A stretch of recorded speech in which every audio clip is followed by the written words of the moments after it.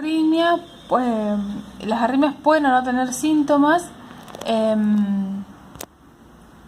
y esos síntomas comunes son, por ejemplo, el síncope, que es la pérdida relativamente brusca de conocimiento, que se recupera espontáneamente en un corto periodo de tiempo.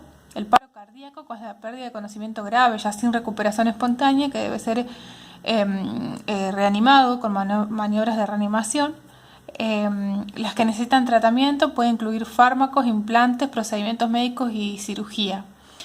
A veces no solamente es con fármacos, sino también hay que poner, por ejemplo, el marcapasos, que es un aparato que mide los impulsos eléctricos de corriente y le va a permitir al corazón tener la corriente de forma regular, y se conecta siempre mediante un catéter. Cada vez que se emite uno de esos impulsos, el corazón se activa y se contrae, es decir, como que vendría a ser la función de contracción y relajación del corazón, la viene a hacer el marcapasos. Como dijimos, las arritmias son trastornos que tienen que ver con la parte eléctrica, entonces con un marcapasos uno puede recuperar esa funcionalidad cuando se perdió. Acá les dejo simplemente un cuadro para que ustedes vean de todos los fármacos que ya vimos que también se usaban para la presión arterial, también se pueden utilizar para las arritmias. Se clasifican a veces en familias, de acuerdo al tipo de fármaco, la forma de acción en la que actúan, las características de cómo actúan, digamos, y en dónde actúan. Pero bueno, ahí los que yo les marqué en rojo son los que por ahí más se utilizan, como el atenolol, el carvedilol, la amiodarona, el diltiazem, el verapamilo. La atropina y la digoxina se utilizan mucho a nivel de internación. Pero bueno, ahí tienen para que ustedes puedan leer un poquito más acerca de todos estos medicamentos que quizás lo hayan escuchado nombrar.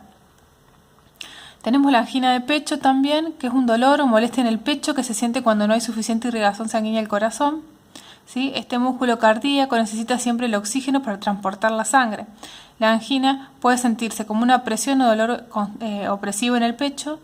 Puede parecerse a una indigestión, también a veces hay personas que te dicen que le duele el estómago, y puede haber dolor en los hombros, los brazos, el cuello, la mandíbula y la espalda. La angina es un síntoma de la enfermedad de las arterias coronarias. La enfermedad cardíaca es la enfermedad cardíaca más común. Están enfermas en realidad las arterias del corazón. Esto ocurre cuando una sustancia llamada placa se acumula en las arterias que llevan la sangre al corazón, reduce el flujo sanguíneo. Es como que se arma un tapón en las arterias del corazón y reduce el flujo que llega al corazón, por lo tanto reduce el oxígeno que le llega al corazón y produce esta sensación de malestar, que es una sensación previa al infarto. Hay tres tipos de angina. La estable es la más común, ocurre cuando el corazón trabaja más fuerte que lo usual. La angina estable tiene un patrón regular y se trata con descanso y con medicinas. La angina inestable es la más peligrosa porque no sigue un patrón y puede ocurrir sin hacer ningún esfuerzo físico, no desaparece espontáneamente con el reposo o con la medicación. Es una señal de que podría ocurrir un infarto después de esto. Y la angina variable es la menos común, ocurre cuando estás descansando y se trata con medicinas, que a veces es la que se llama la muerte súbita. ¿Qué fármacos se pueden utilizar en la angina de pecho? Bueno, fármacos que no vimos primero, que no habíamos visto antes, son los nitratos, que son vasodilatadores. Lo que hacen es, como se forma esa placa y oprime la arteria del corazón, lo que hace esto es dilatar esa arteria para que pueda volver a circular el flujo. El más utilizado es el mononitrato de isosorbide, es uno de los más utilizados.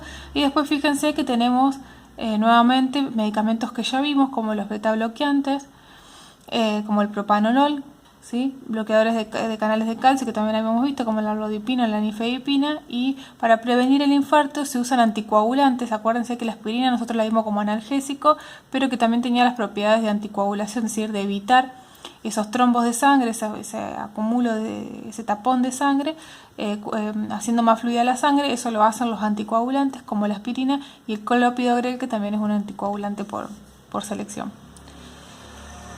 Y la insuficiencia cardíaca, a veces también llamada insuficiencia cardíaca congestiva, se produce cuando el músculo del corazón no bombea sangre tan bien como debería hacerlo. En el otro es que no le llegaba sangre, y en este caso es que le llega pero no la puede bombear bien. Determinadas afecciones, como las arterias estrechas en el corazón o la presión arterial alta dejan precisamente el corazón demasiado débil y rígido como para llenarlo y bombear de forma eficaz. No es posible revertir todas las afecciones que provoca la insuficiencia cardíaca. Los cambios en el estilo de vida, por ejemplo, hacer ejercicio, mantener dietas bajas en sodio, el estrés, adelgazar, ¿sí?, pueden mejorar la calidad de vida de estas personas. Y los medicamentos que se pueden utilizar para la insuficiencia cardíaca son diuréticos, que ya lo habíamos visto también, que también se usa para la hipertensión, los IECA, que también habíamos visto, los bloqueantes beta, también ya los habíamos visto, y la digoxina es un medicamento que se utiliza mucho, es un cardiotóxico utilizado como agente antiarrítmico, usado en la insuficiencia cardíaca y en los trastornos cardíacos como la fibrilación auricular. La digoxina proviene de una planta, es un medicamento que se extrae de manera natural. Y bueno, tiene algunos efectos secundarios. Con la administración de digoxina es frecuente debido a los estrechos que son sus rangos de terapéuticos, es decir, el margen entre lo que es efectivo y la toxicidad, ¿sí? ¿Qué quiere decir? Que tiene un margen estrecho, quiere decir que la digoxina, fíjense que es 0,25 miligramos lo que se debe ingerir en cada comprimido, que pasándose por ahí bajo esta dosis como que el efecto no es muy bueno y superando esta dosis puede ser tóxico. Entonces hay que tener mucho, y el principal efecto que produce es que disminuye los niveles de potasio. Y la digoxina está disponible en comprimidos, solución inyectable y en gotas bebibles también. Esa es la planta de donde se extrae la digoxina. Bueno, los dejé un poco mareados por todos estos nombres, son muchos medicamentos, pero en realidad son varias patologías con las que se tratan con los mismos medicamentos. Siempre el médico, evaluando la clínica de cada uno de los pacientes, va a evaluar qué cóctel de medicamentos le da. Pero son básicamente todos estos los que se utilizan tanto para hipertensión o para enfermedades cardíacas. Y bueno, les dejo acá la actividad. Simplemente es buscar información en algún familiar o amigo conocido que seguramente tengan con alguna patología cardíaca o la hipertensión y poder realizar la actividad.